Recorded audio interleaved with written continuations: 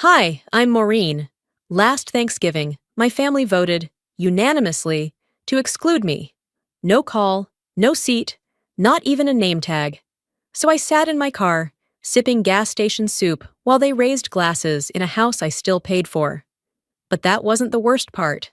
It was realizing they'd been quietly writing me out for years, digit by digit, dollar by dollar. Now they say, we're finally whole. But who paid for that wholeness? And what happens when the one holding everything up decides to let go? It was one of those quiet November evenings that made Lexington feel colder than it really was. The kind of cold that came not from the wind, but from what didn't show up. I had just wrapped up a late project, the kind of overtime nobody thanked you for, but everyone relied on. As I stepped into my apartment, heels clicking against the hardwood, I instinctively reached for my phone. It was muscle memory. Refresh the family group thread, skim the Thanksgiving plans, roll my eyes at the usual passive-aggressive dish assignments. But tonight, nothing. No messages, no, who's bringing the cranberry sauce, or don't forget the folding chairs. Just a quiet screen and that strange hollowness you feel when something familiar doesn't arrive on time. I opened my email. Still nothing. It wasn't like them. My family was many things, loud, messy, occasionally cruel, but never disorganized. The Thanksgiving Zoom planning call had been an annual tradition since COVID, and somehow it stuck. We planned our passive aggression with Excel sheets and group polls. And I hadn't gotten the link. I refreshed the inbox 3 times. Then I opened my calendar, wondering if I had missed a reminder, overlooked something. Nothing there either. I tried brushing it off. Maybe they were running late. Maybe my email bounced. Maybe I was being overly sensitive again, the old accusation replaying like a broken voicemail. I scrolled through my photos, looking for last year's Thanksgiving. There it was, my sweet potato casserole in the blue Le Creuset, the one everyone devoured without acknowledging I'd made it from scratch. A blurry picture of me and Callista, my sister, toasting wine glasses. Her caption had read, "Love our messy little tribe." I remembered commenting. No one replied. That night, after microwaving a lukewarm meal I didn't really want, I called Byron. My brother's voice was flat when he picked up. "Hey, everything okay?" I kept it light. "Just wondering if we're still doing the Zoom planning this year." A beat. Then, "Oh, I thought you were traveling again this year. Didn't Callista say that?" "No, I never said that." Another pause. The kind that tastes metallic. "I guess we assumed you've been busy." Busy. That word again. The all-purpose eraser of expectations. You've been busy. You're too much. You're not enough. You're hard to place. After we hung up, I opened the group thread. I wasn't in it. They had started a new one. I wasn't added. I sat on the couch in the dark. I didn't cry. I wasn't sad. I was stunned. Because this wasn't forgetfulness. This was a quiet consensus. Elie Wiesel once said, "The opposite of love is not hate, it's indifference." They hadn't hated me. They had simply agreed that I wasn't necessary this year. Still, I tried to hold on to grace. I mailed my mother a gift anyway. Handmade linen napkins, stitched with her initials, something I saw on Etsy that reminded me of her pre-retirement elegance. It was a gesture, not a plea. 2 days later, I baked a batch of snickerdoodles and decided to drop them off at her house. No warning, no agenda. She opened the door, wearing that faintly startled look she saved for when I reminded her I existed. "Oh, you're here?" "I was just in the neighborhood," I said, holding up the cookies. She hesitated, then moved aside. "Come in for a second. I won't keep you." The house smelled like cloves and lemon furniture polish. Everything in place. Everything too perfect. As I stepped inside, I noticed the gift I'd mailed, still in its original box, resting next to a bottle of detergent in the laundry room. Half opened. The ribbon askew. Napkins still folded, but untouched. I stared at them. Silent. She noticed. "I wasn't sure you'd want to see it now," she offered. "Felt Too formal. I didn't argue. I just pulled out my phone and took a photo. No flash, no words. Proof that kindness had a timestamp, and mine had expired. I left shortly after. She thanked me for the cookies. I nodded, walked to my car, and shut the door. It started to rain, light, then heavier. I turned on the wipers and watched them push back the blur, rhythmically useless. On the drive home, the truth started settling into my bones. For years, I gave quietly, covered the heating bill when Dad fell behind, paid the roofer when the shingles collapsed, brought gifts I never saw unwrapped, filled fridges, lit fireplaces, and now, I was too much for a folding chair at Thanksgiving. There's nothing colder than being left out by people who owe you warmth. I pulled into the parking lot of my apartment complex, headlights hitting the same blue sedan that always parked half an inch over the line. As I reached for my phone to silence it, a notification blinked onto the screen. It was a post from my niece Kayla, a photo of the dining table, white linens, gold plates, a turkey mid-carve. Caption, "Everyone's here, ready for our real ones planning night. No tag, no mention, no seat." I guess I finally knew what being erased without a funeral felt like. I woke up Thanksgiving morning with no real plans and nowhere to be. That used to sting. Now it just felt expected. The morning was quiet, except for the hum of my heater and the faint rustle of trees outside my window. I poured myself a cup of black coffee, stared out at the gray sky, and debated whether I should take the cookies I'd baked the night before over to Mom's house. They were just sugar cookies, shaped like leaves, brushed with cinnamon and a hint of orange zest. A simple gesture, not a statement. I told myself I wasn't looking for an invite. I just wanted to stop by, drop them off, maybe catch a smile, maybe confirm what I already suspected.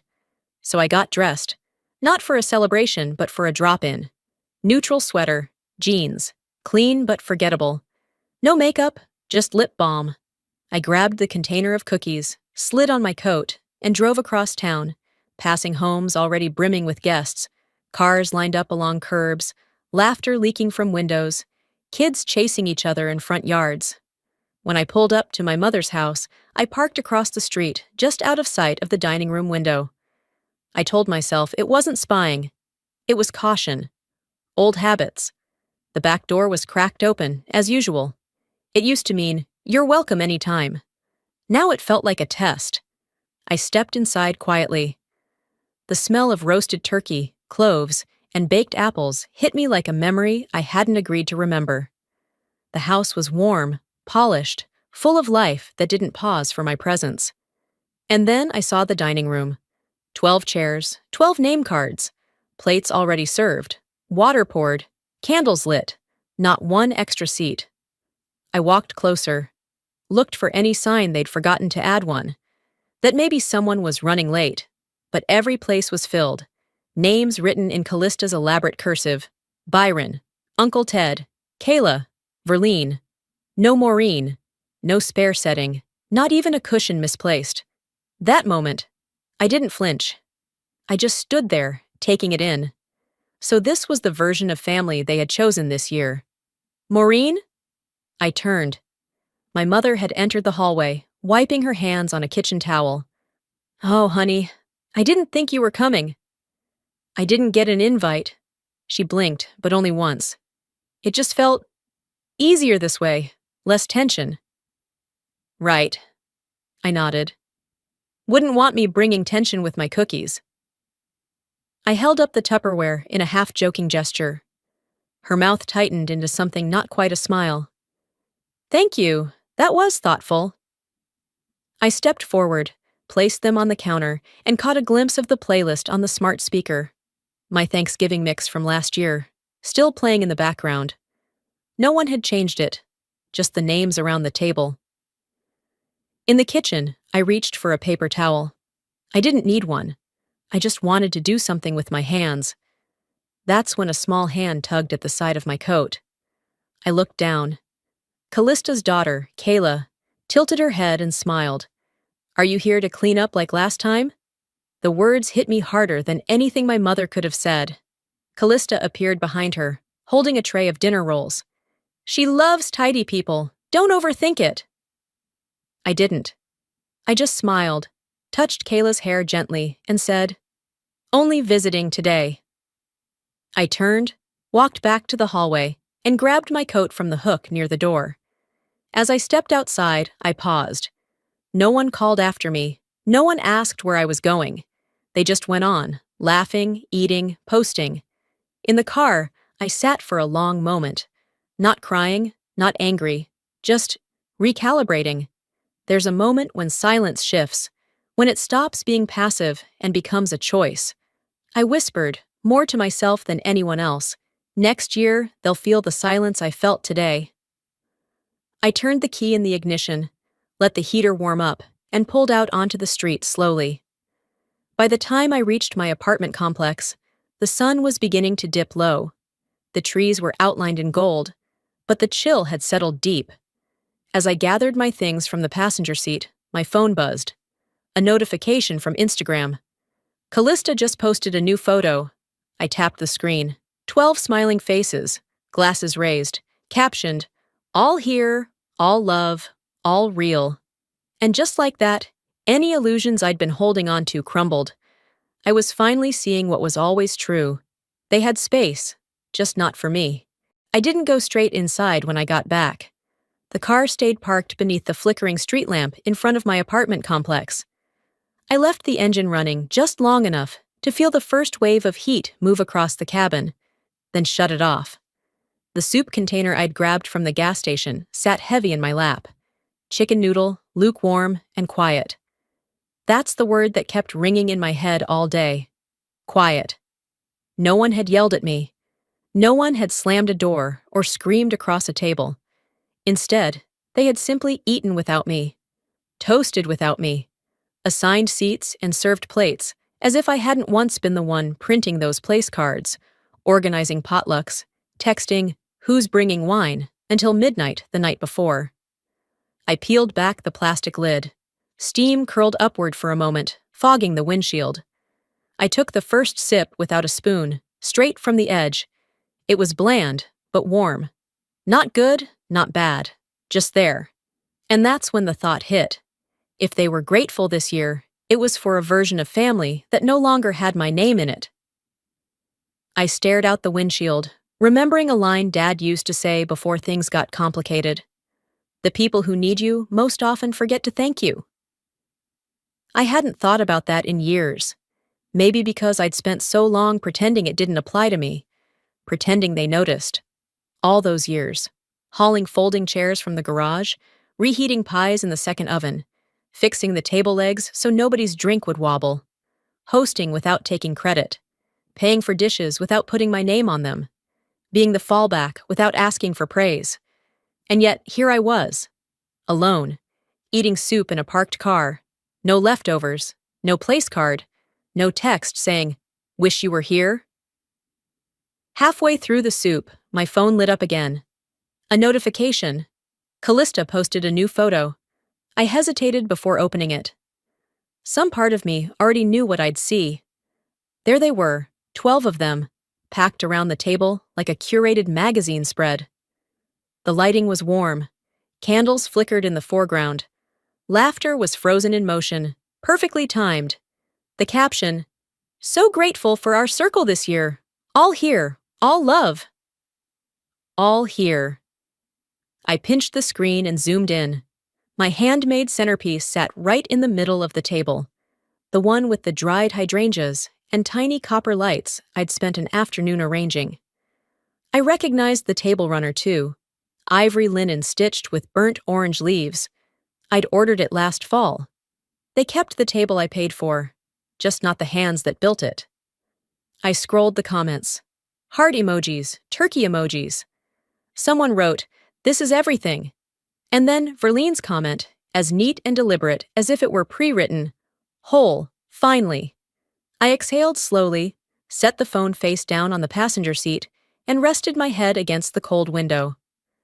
Later that night, after changing into pajamas and curling up on the couch, I opened my laptop to check an email I hadn't thought about in years. It was Verlene's annual Thanksgiving newsletter, the one she started sending after retiring from teaching, full of family updates and seasonal reflections. Out of habit, I'd never unsubscribed.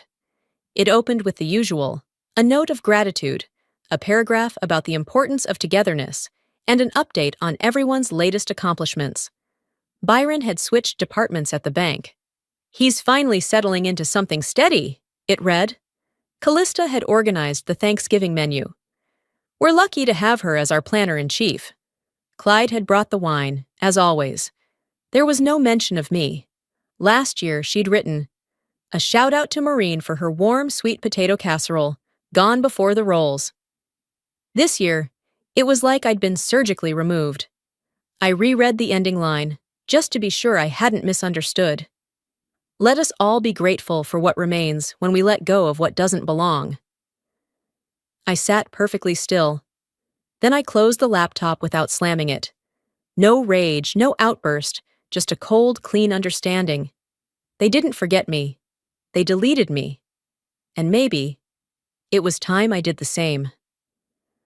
I looked around my apartment, at the furniture I'd bought, the walls I'd painted, the warmth I created that had nothing to do with them. I whispered aloud, to no one in particular, "Then let's see what happens when what you depend on lets go too." They forgot the cost of comfort. I was about to remind them. The morning after Thanksgiving was the kind of quiet that didn't ask permission. It just settled in. Low, heavy, final. I was standing at my kitchen counter, sipping black coffee that had cooled too fast, when I opened my banking app. I hadn't meant to check anything specific. It was habit. But habit, I've learned, can sometimes deliver truth when you're not even asking for it. There it was, a charge. Auto debit, backyard lighting, Thanksgiving decor, 243.87. The line stopped me mid-sip. My thumb hovered over the screen as I read it again, slower this time. They decorated the house I no longer had a key to. With my money. The account was still linked. The same one Callista asked to use, just for a few months, 3 years ago, when Mom's credit card was maxed out. "We'll switch it over once everything's stable," she'd promised. They never switched it, and I never pushed. I set the mug down and walked over to my laptop, still open from the night before. I clicked into our old expense management portal. A red notification blinked at the top. "Access denied. Session expired." I tried logging in again. "Password invalid." I reset the password. "Security answer incorrect." I sat back in my chair and stared at the screen. Then I pulled out my phone and texted Callista. "Hey, did the password change for the expense login?" She replied 5 minutes later. "I've got it handled now. We figured it was easier if one person took over, less confusion." I stared at the message like it was written in another language. No greeting, no apology. Just another gate closed with a smile. It struck me in a strange way. Not like a slap, but more like someone had shut a door behind me and locked it softly. "Funny how they only simplify when I'm the complication," I muttered. I didn't text back. Instead, I clicked into my utility accounts. Water, active. Trash, active. Lawn service, still billed monthly. All under my name. I felt the breath catch in my throat, not from surprise, but from the realization of how long I had let this go. I remembered the exact day Callista had borrowed my card to set it all up. It was pouring rain, and I was standing in line at the post office. She called frantic, saying the city was going to shut off the water if someone didn't pay it now. I paid it, and then never removed my name, because family was supposed to be worth more than small offenses. Or so I thought. I didn't feel rage. That would have been easier. Rage demands response. This was something else. A kind of stillness that sat at the center of your spine and whispered, "You knew. You just didn't want to see it." I printed out every transaction, one by one, no highlighting, no drama, just records. Then I opened the folder on my desktop labeled Family Financials. I stared at it for a moment, then created a new one right next to it. Exit plan. I whispered aloud, as if saying it made it real. If they won't give me a seat, they don't get to sit on what I paid for. Inside the folder, I began drafting a letter. It wasn't emotional, it was administrative. Request for account ownership transfer, documentation of payments, a polite reminder of liability, a firm notice of removal. As I hit save, my phone lit up again. A message from Verlene. I hope you're not making things complicated again, Maureen. Let's keep the peace for once. My finger hovered over the keyboard. There were so many things I could have said, so many ways I could have laid it all bare. But I didn't. I closed the phone. They wanted peace, but only if I stayed silent. Saturday mornings used to mean errands, laundry, and catching up on emails I hadn't wanted to answer all week. But this one, just 2 days after the most silent Thanksgiving I'd ever experienced, carried a different weight. There was no noise, no agenda, just me, a mug of lukewarm tea, and the dull thud in my chest that hadn't quite gone away since Thursday. I opened my inbox while standing barefoot in the kitchen. Nothing unusual. Promotions, a sale on winter coats, a forwarded email from a former colleague, subject line, "Look who made the headlines!" My thumb froze mid-scroll. The link led to a local paper's feature on community holiday efforts. Big photos, bold text, and there it was. The Bishop family hosts Thanksgiving fundraiser, raises over $2,000 for local food pantry. Right under it, a full-width picture of my mother, Verlene, standing proudly beside Callista. Smiles fixed, hands clasped. The caption read, "Organized and sponsored by Callista Bishop." I stared at the screen like it had betrayed me personally. 3 weeks ago, I had quietly donated $500 to the same pantry under Mom's name. I hadn't mentioned it. It wasn't about credit. It was about remembering where we came from when those pantries fed us more than once. And yet, there they were, taking up space I helped create, standing in front of decorations I'd ordered.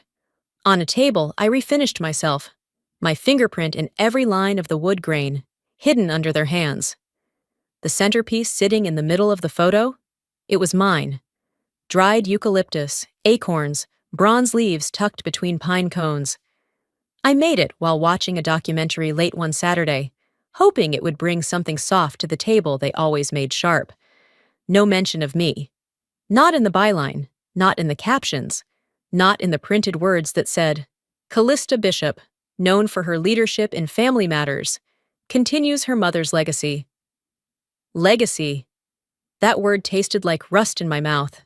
They used what I gave, but never said my name. I closed the laptop slowly, like handling a memory I didn't want to break. Then, out of some mix of habit and masochism, I opened Facebook. The first post was from my cousin Aaron. Bishop Family Thanksgiving Legacy. An album. 37 photos, group shots, candids, children laughing, Callista pouring wine, Verlene laughing too hard at something that probably wasn't funny. I clicked through each one, faster than I meant to. Not a single photo of me, not even one from last year, not one of the cookies I baked, or the custom signage I printed for the charity table, or the night I stayed until 1 a.m., cleaning up wine stains while they all went to bed. Comment after comment flowed in. 3 generations of love. Amazing family tradition. So inspiring. Verlene commented near the top. 3 generations, 1 love. And all I could think was, 3 generations, minus 1 witness. They didn't just exclude me. They curated an entire narrative that said, she was never here. Bitterness, when paired with clarity, doesn't scream. It just tightens around your throat like a scarf on a too warm day. I didn't message anyone. I didn't post a rebuttal. Instead, I opened the filing cabinet under my desk, pulled out a folder labeled Receipts, and laid them out like puzzle pieces. The donation confirmation, the purchase order for the centerpiece materials, screenshots of old group texts where I had volunteered first.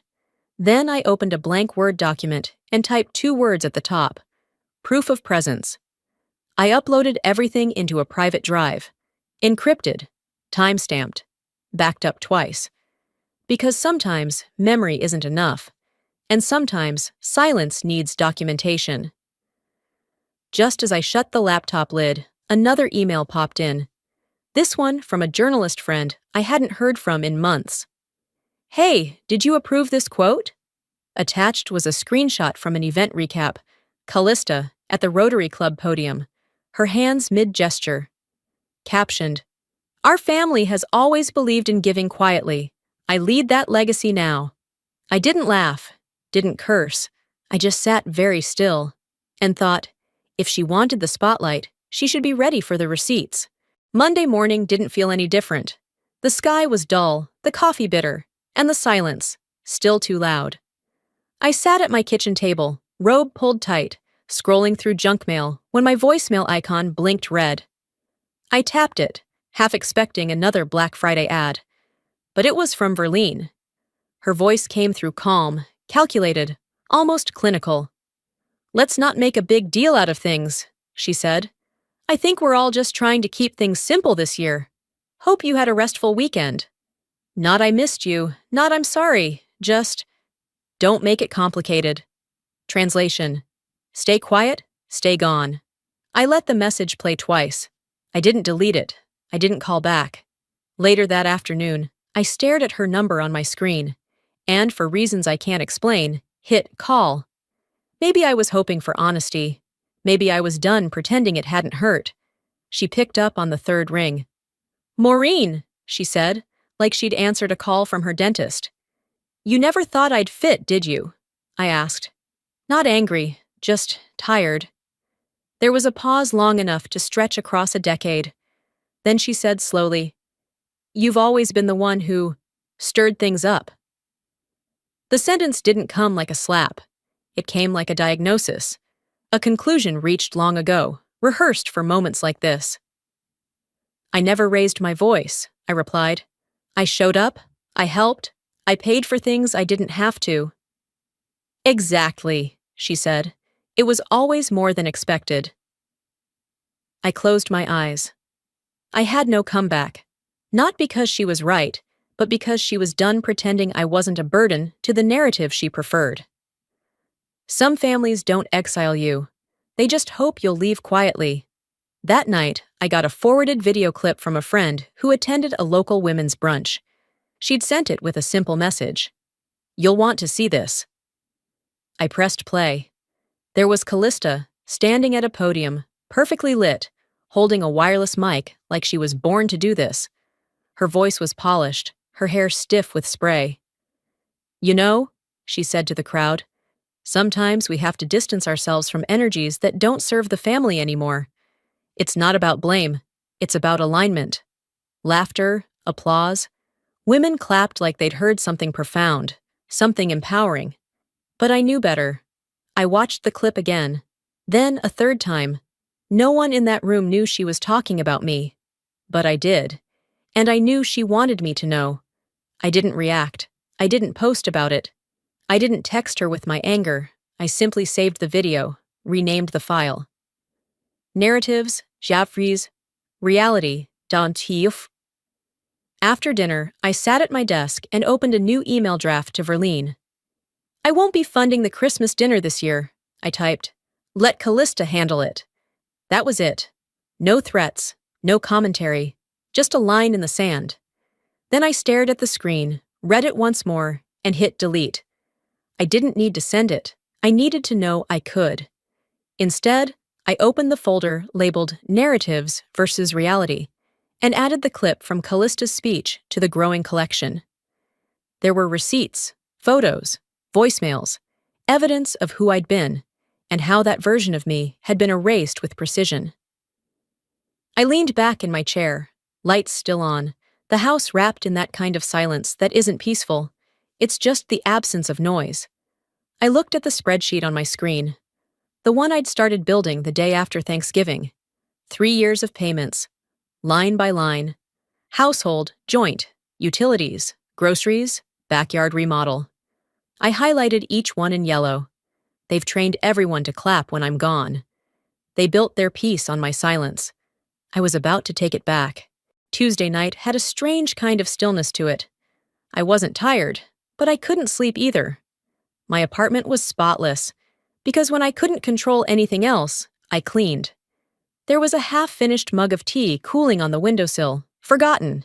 Somewhere in the city, people were still laughing about their Thanksgiving leftovers. I sat at my laptop and opened the archive folder labeled Old Threads. I don't know why I clicked on it. Maybe I was chasing some proof that things had once been different.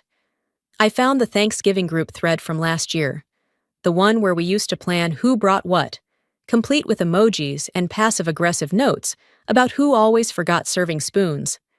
The link was broken, but I wasn't new to this. I'd bookmarked a browser backdoor months ago when I helped Verlene fix her phone. The group chat was still alive, still very much in use. Only now it was renamed. The Real Ones. No Maureen. No trace that I had ever been part of it. The last few messages were filled with turkey gifts, pictures of decorated pies, and Callista's final message before Thanksgiving. No drama this year, just the real ones. I read that line over and over, just the real ones. I wasn't just uninvited. I was redefined. There were cousins on the list I'd once helped edit college essays for. A niece I used to babysit when her mom needed a break. Siblings I'd defended when mom was too sharp, too fast with her judgment. And not one of them had asked where I'd gone. I wasn't just excluded, I was quietly deleted. The chat history didn't even show my name anymore, like someone had backspaced me out of memory. I took a screenshot, then another of the full participant list. Evidence. Still, something in me wanted to believe I was overreacting, that this was all just callousness, not calculation. Then a ping. A message from a friend who followed Callista on Instagram. Just a photo, zoomed in. I hesitated, opened it slowly. It was a snapshot from the Thanksgiving dinner. I had seen the full version days ago, but this image was focused on a small detail I'd missed. In the far right corner of the room, behind the buffet table and a large floral vase, there was a 13th chair. It was slightly pulled out, just enough to suggest it had once been meant for someone. There was a place card folded under the plate, partially scribbled out. I tapped and zoomed. The smudge wasn't enough to hide what it had said. Maureen! They hadn't forgotten me. They had covered me. I didn't feel rage, just a click. The kind that happens when a lock turns and something inside you shifts into place. I didn't text anyone. I didn't call Verlene or storm into Callista's comments. I took the photo, saved it, uploaded it to my folder. Proof of presence. I added a bold word across the folder's digital label. Erased. Because that's what they had done. Not angrily, not obviously, just effectively. And then I sat very still, laptop screen flickering against the dark of my living room. The tea was cold now. I didn't bother reheating it. As I started to label files, preparing for what I didn't yet have the words to say, the doorbell rang. I flinched. No one rang my doorbell without warning. I walked to the door, peeked through the peephole. No one there. I opened it slowly. On the welcome mat sat a white envelope. No return address. Inside, a USB drive. And a small folded note, typed and unsigned. You should hear what they really said. L. Some stories don't leak. They get delivered. It was after midnight when I found the album. I had been half scrolling, half ignoring the world. The taste of peppermint tea dull on my tongue. Facebook loaded slowly. The Wi-Fi in my building always hiccuped when it rained. And it had been raining all day. There it was. Thanksgiving 2023 at home. Posted by Cousin Erin. I almost didn't click it. I already knew what it was. I just didn't know how much it would take from me this time. 38 photos. Every one of them was inside the house I still paid for. The living room with the throw pillows I'd handpicked from a clearance bin in Asheville. The kitchen chairs I'd had reupholstered because Verlene complained the old ones were too creaky. The curtains, my curtains, drawn neatly behind Verlene as she smiled wide next to Callista. There was even a shot of the front porch. Twinkle lights wound tightly around the columns. The same lights I'd ordered on a whim from a Black Friday sale 2 years ago, back when I still thought gestures would lead to gratitude. The photo caption? Callista's home made the perfect backdrop. They weren't just in my house. They claimed it. And it didn't stop there. Earlier that week, I'd mailed Verlene a limited edition holiday wreath. Handcrafted, elegant. I'd even included a handwritten card. Thought this would look beautiful on the door. Love, M. The wreath came back 3 days later. Box intact. Label scribbled across in permanent marker. Return to sender refused. Not misplaced. Not rerouted. Refused. I didn't call. I didn't text. I just stood in my doorway holding the box, rereading the label like it might transform under different lighting. I had to laugh. Not because it was funny, because it was so clear. That night, I finally plugged in the USB drive, the one left anonymously in a white envelope at my door. Inside, one audio file. Dated, November 22nd. Length, 0:4:38. I hit play. The audio wasn't crystal clear, but the voices were unmistakable. Callista, Verlene, and Byron. Background sounds of wine glasses, silverware, a faint hum of jazz. Callista. Look, she's too stubborn to be part of this. Byron. You can't change Maureen. She's always been intense. Verlene. She's not family. She's finance. Laughter. Not one of them hesitated. Not one corrected the others. Not one defended me. Just laughter. I replayed the file 3 times, staring at the sound waves moving across my screen, as if they could explain themselves. She's not family. She's finance. That line didn't just stick. It nested. It burrowed into every moment I'd paid the mortgage. While they poured wine over hardwood floors, I refinished myself. I didn't scream. I didn't write a thread about it. I didn't confront anyone. I saved the audio. Renamed the file. Final Evidence, MP3. Then I opened the folder where I'd kept every bill, invoice, and receipt tied to that house for the last 4 years. At 2:17 a.m., I composed an official withdrawal notice. It wasn't petty, it wasn't emotional, it was lawful. I stated my intention to remove myself from the co-ownership agreement, to transfer all utility responsibilities, to revoke automatic payments. Copies were sent to the Homeowners Association, the city clerk, and the family's estate attorney. I didn't warn them. I executed it. Because if they could vote me out of the story, I could vote with my value. If they wanted a Thanksgiving in Callista's home, they could pay for it like Callista would. The next morning, while the world was still waking up, I watched my inbox reload. New email. Subject line, confirmation, Maureen's legal withdrawal, recorded 12:01. I didn't exhale. I exhaled through it. Like something had been pressing on my chest for years and finally lifted. I closed the laptop slowly, deliberately. Then I whispered to the quiet room around me. No one can erase what they never truly owned. Let's see how they spin the silence when the lights go out. The envelope was cream-colored and thick, tucked neatly between a credit card offer and a grocery store flyer in my mailbox. No return address, just my name written in Aunt Beth's familiar cursive. I didn't even wait to get upstairs. I opened it right there in the hallway, back pressed against my apartment door. Inside was the Bishop family calendar, an annual relic printed on glossy cardstock, featuring 12 months of curated memories. I flipped through it slowly as I walked into the apartment, keys still dangling from my fingers. January was Clyde's birthday party at the lake house. February, Callista's vow renewal, which I wasn't invited to. March, Verlene's garden day with the grandkids. April, Easter brunch. May, Mother's Day, with a long shot of all the kids gathered around her. I stopped at July. There it was, my backyard. The one I'd landscaped the summer before last, dragging mulch in 90-degree heat because no one else would. The caption beneath it read, Backyard BBQ at Callista's. My hands tightened on the edges of the paper, but I kept flipping. October, Halloween. November, Thanksgiving. The picture, 12 people. The same 12 from the Instagram post. Everyone smiling, Plates full, wine poured. My centerpiece front and center. The caption, grateful for a complete circle. It wasn't oversight. It wasn't forgetfulness. It was revision. They weren't documenting family. They were finalizing a version of history where I never existed. I closed the calendar and sat at the edge of my bed. The silence in the apartment pressed in harder than usual.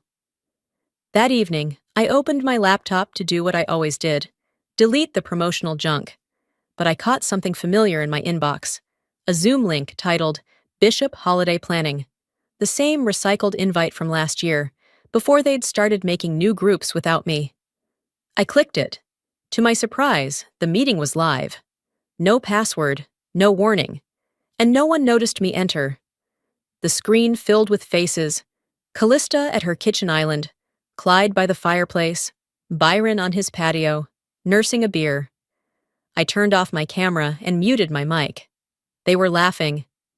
"We should just keep it simple," Clyde said. "Honestly, it's been less drama this year. Feels lighter." Byron chimed in, smirking. "Yeah, no firewood flying from the kitchen.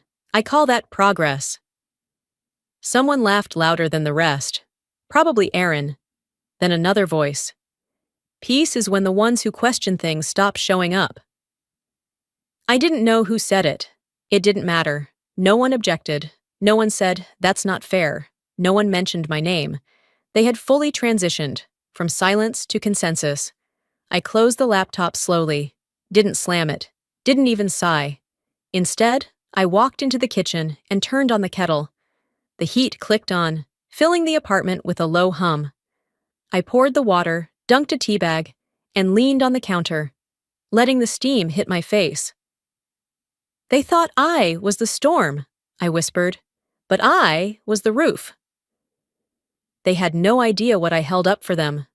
I pulled my journal from the drawer, thick, leather-bound, gifted to me years ago and mostly blank until now.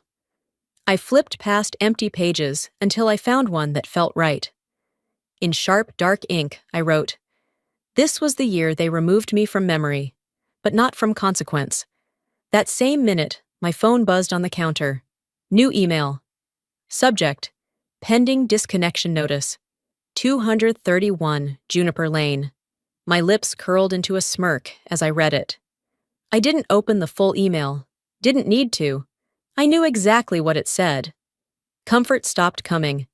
Now they'd feel what it carried. If they thought silence was peace, they weren't ready for its price. The sun hadn't fully risen when I clicked open the folder titled Receipts. The glow from my desk lamp cast soft shadows across the piles of documents I had compiled over the last month. Utility bills, tax filings, notarized mortgage forms, screenshots, emails, and recordings. Every one of them, a brick in the wall I had silently built between myself and the family that once claimed me only for decoration. It was December 2nd. I was calm. Not vengeful, not righteous, just done. I opened a blank email, subject line, exit with receipts. In the to field, Verlene, Callista, Clyde, Byron. I CC'd the HOA, the family trust attorney, and the city records office. Not because I wanted to humiliate anyone, but because I no longer trusted any of them to carry my name with care. The body of the email was short, cold, and clinical. Effective immediately, I have withdrawn from all shared ownership and financial ties to 231 Juniper Lane. Enclosed are documented payments made over the last 4 years. Utilities and maintenance contracts have been notified and will be terminated unless otherwise reassigned by December 15th. I've been removed from the table. I've now removed myself from the ledger. I attached 12 documents. Then I hit send. 3 hours passed. The world outside began to move, and I went about my day like I had just mailed a birthday card, not detonated a polite legal bomb. At 10:34 a.m., Clyde replied, "You're overreacting. Let's talk before this gets messy." At 11:17, Verlaine wrote, "This wasn't necessary. Still your family." At 11:49, Callista finally chimed in, "You always find ways to ruin peace." I didn't reply. I simply archived the thread. That night, I lay on the couch, wrapped in the silence I had paid for. I scrolled through Instagram half-mindedly until a post from Callista made me sit upright. A photo of the family, again, in the living room of Juniper Lane. The chandelier I chose sparkled above them. The rug I bought cushioned their feet. The couch I carried up the stairs after Callista bailed on delivery day framed the group perfectly. Caption: grateful for everyone who made this family whole again. The likes came fast. Comments poured in. You guys are goals. This is what family is about. So warm and peaceful. I didn't cry. I smiled. Because now I finally saw the full picture, and not the one in the frame. I saw what peace meant to them. It meant control. It meant edited photos and rehearsed captions and repackaged generosity with prettier faces. But peace, to me, was truth. I stepped outside onto my balcony. The December air stung my skin in the best way. Sharp, real, unfiltered. I poured myself a glass of tea and hit record on my voice memo app. Not for anyone else, just for myself. I left nothing broken, I said aloud. I just stopped fixing what didn't include me. I saved the file as final note 10.mp3. As I placed the cup back on the railing, my phone buzzed again. A message from Leora. Grandma just asked about you, it read. Said you used to light up the house. I didn't answer right away. I stared at my reflection in the balcony window, hair pulled back, eyes tired, but clearer than they'd been in years. Maybe it's time I light up something else, I whispered. Some absences are louder than presents. I had just become one. 1 week before Christmas, the world outside had begun to lean into cheer. Twinkling lights tangled through windows, wreaths tied with red bows, carols leaking out of grocery stores. But inside my apartment, it was quiet. Intentionally so. I didn't decorate, not right away. Instead, I sat at my kitchen table, looking at the blank squares on my calendar. The days I used to block off for family, for travel, for pretending. There was a time, not long ago, when I would have checked my phone a dozen times, hoping for one message, one olive branch, one lie I could swallow because it tasted better than silence. This year, I blocked the thread before they even had the chance. I took a pen, crossed through the week of Christmas, and wrote over it in large, neat letters. Mine. Then I went out and bought the smallest artificial tree I could find, carried it home myself, decorated it slowly with ornaments I liked. No hand-me-downs, no themes, no pressure to match anyone's aesthetic. Just mine. I played old records, cooked a pot of chili that simmered all afternoon, wrapped a basket of cookies and hand lotion for Mrs. Terrell next door, who always brought my mail inside when I forgot to check it for days. I gave where it mattered, not where it was expected. That Saturday evening, I received a group email from Verlene. She hadn't messaged me directly in weeks, not since I pulled out of everything. The subject line was blank. Inside, a single sentence. You're always welcome, you know. No context, no name, no acknowledgement of what had happened. Just the kind of half-sentence that pretends the damage was a misunderstanding. I didn't reply. I read it twice. Once as the daughter they wanted me to be. Once as the woman I actually was. Welcome back to what? Your rules? Your version of me that never made noise? I opened my digital archive and filed the message under a new folder. Forgiven, not forgotten. The next day, I updated my legal paperwork. Removed myself as the emergency contact on Verlene's health file. Removed them from mine. Assigned Leora, who, without ever asking for it, had shown me what quiet loyalty looked like. I rewrote my will, too. Not out of spite, but out of precision. No more ambiguity. No more room for them to interpret my absence as forgetfulness. That kind of clarity was its own kind of healing. My value wasn't up for vote anymore. That night, I posted a photo to my own social feed. A simple image of my living room. The little tree glowing in the corner. A cup of tea beside a book. Caption: This year, I sat exactly where I belonged. In peace. I didn't check the comments. I didn't care who liked it. But 5 minutes later, Leora messaged me. They're asking if you'll come next year. I didn't flinch, didn't feel pulled back. I just turned off the phone and whispered to myself, let them worry about the lights. I've already unplugged. The sky over downtown Lexington was the kind of gray that made everything feel unfinished. Buildings leaned in slightly against the winter wind, and my breath fogged the glass as I sat across from the notary, waiting for her to read the final clause. I wasn't nervous. I wasn't even sentimental. I was just ready. You understand, the woman said, her tone clipped but professional, that this waives all rights to the estate? I looked at her, steady, calm. I'm not waiving anything that saw me as invisible. She nodded, stamped the document, and slid it across the desk toward me. Signature, date, done. I walked out into the wind without flinching, envelope tucked under one arm, leather gloves already back on my hands. It wasn't until I reached the corner of the parking lot that I let myself smile. Not wide, just enough to register as satisfaction. That night, in my apartment, I sat at my desk and opened a new browser tab. I titled the post, When Legacy Isn't Inherited, It's Declared. I didn't name anyone. I didn't have to. The words spoke for themselves. I wrote about how support, in families, is often just a leash dressed up as loyalty. About how financial control is easily masked as tradition, and silence is rewarded more than truth. I added generic screenshots, cropped statements, spreadsheet lines, highlighted transfers. Nothing that broke legal confidence, but enough for the story to breathe. The post went up on both LinkedIn and Medium. I closed the tab and went about my evening. By morning, it had been shared over 600 times. A legal empowerment nonprofit featured it. Comments rolled in, messages from women who had paid mortgages on homes they couldn't visit, from sons cut out after years of caregiving. It didn't bring me pride, it brought me perspective.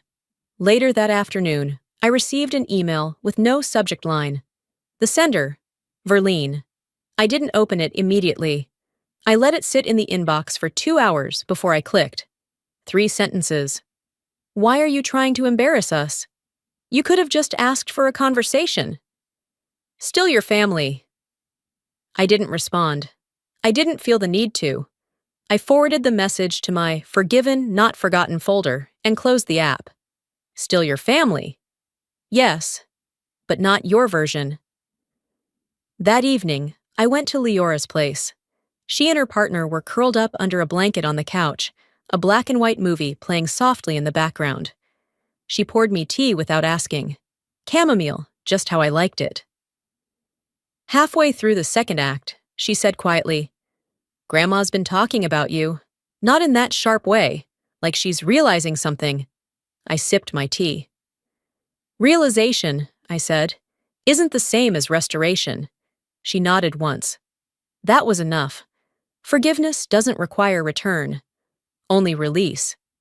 A week later, on a morning cold enough to bite, I carried the last box of files into my storage unit.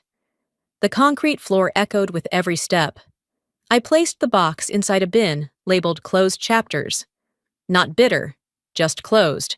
I clicked the lock shut, pocketed the key, and stepped back into the morning air. I didn't feel like someone who had walked away. I felt like someone who had reclaimed. They called it peace. I call it power. Not because I won, but because I finally chose me.